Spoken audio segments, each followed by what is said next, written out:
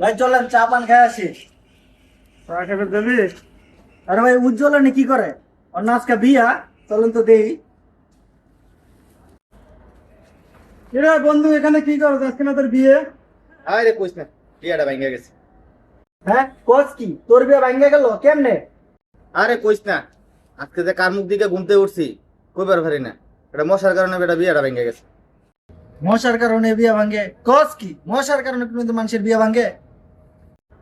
ভাঙে ভাঙে, মশার কারণে বিয়া ভাঙে। যেমন আমারটা ভাঙছে বেটা। শালার মশা আর জায়গা পায় নাই, আমার শ্বশুরের গালে যায় বেটা বইছে। হুম, তারপর? তারপরে আর কি বেটা, মশাটা রক্ত খায়া লড়বার পারে না। এমন ভাবে খাইছে মনে করতে জায়গাতে লড়বার তো না, টেমটেম হয়ে গেছে বুঝলে। আরে আমার রাগ উঠে গেছিল বেটা, মশার একটা থাপড় মারা বসি। কোচ কি তারপর? আরে তারপর আর কি, সবাই আমার মুখের দিকে চাইয়া রয়েছে। শ্বশুরে কইতাছে যে এই বিয়া আর জীবন ওই জামার লগে হইতো না।